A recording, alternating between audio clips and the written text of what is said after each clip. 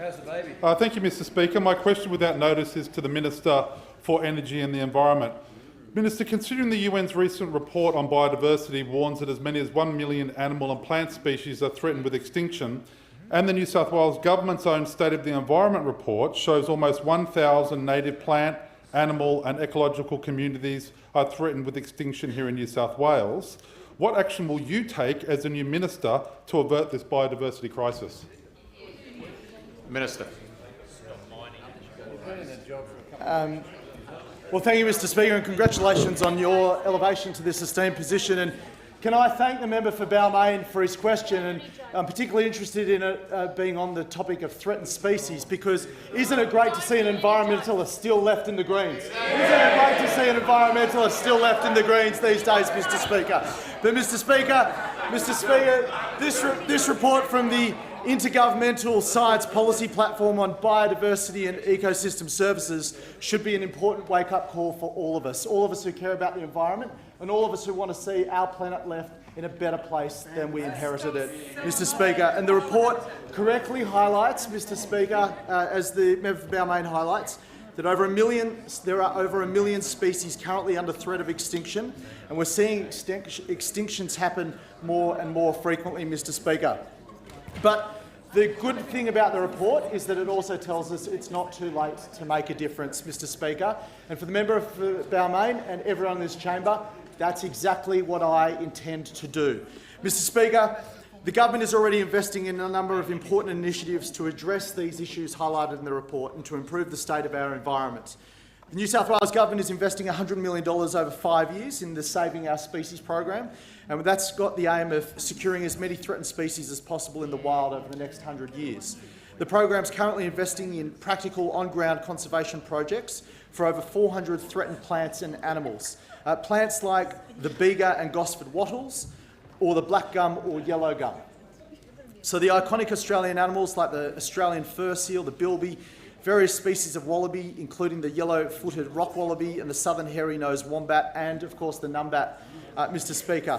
I make particular note of our rewilding program and the great work the team is doing to reintroduce the bilby.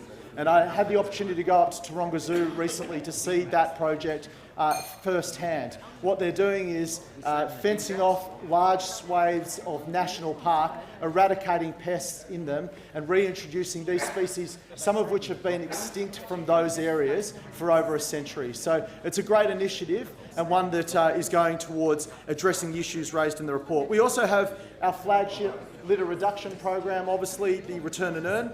Prior to the introduction of the program, drink containers made up 49% of the volume of all litter in New South Wales. And the Return and Earn program has seen almost 2 billion drink containers recovered and has reduced eligible drink container litter volume since 2017 by 44%. Mr Speaker, and for the member for Balmain's benefit, I agree that we're doing a lot, but there is much, much more to do. There is no greater risk to our environment than the issue of climate change. Climate change risks not only our plants and wildlife, it also risks the jobs, businesses and the parts of our way of life that depend on our environment. So we've moved quickly to set up a new team within the department to focus on climate change. That's just been established. And this will help us in ensuring that New South Wales is playing its part in reaching the Paris goal of limiting global temperature increases to 2 degrees Celsius. But it's not just about managing risks, it's also about identifying opportunities. And I want to say here on the record today that I want to increase the size of our national parks, and I want to also increase the quality in our national parks of what's being protected. That's something I'll be working to in my term as the Minister. I want to see us make the most of our national parks to protect our native species so that more people can enjoy the beauty of the environment so that it can be enjoyed for generations to come. And as I said, this report extends the highlight of the challenge, and I look forward to working with every member of the House to address it. And Mr Speaker, just while I have a moment left, I'm delighted to receive a question about the environment, the state of the environment, because, Mr. Speaker, we all know what the state of the environment is for those opposite, Mr. Speaker. And we all saw the toxic emissions from the former Leader of the Opposition during the campaign, and it cost them dearly, Mr. Speaker. Mr. Speaker, but there was only one member. Mr. Speaker. Please seek that. Point of order, mate. Point of order yes. is relevant to 129. The first 4 minutes was actually quite relevant and quite interesting. The rest of it has been entirely irrelevant to the question he was asked. Thank you. I'll hear further Mr. from the Speaker, Minister, who is being generally relevant. I'm speaking about the state of the environment for those opposite, and there was only one member that was prepared to stand up against the Leader of the Opposition, and that was the electoral messiah himself, the man who can take him. Member for Maitland.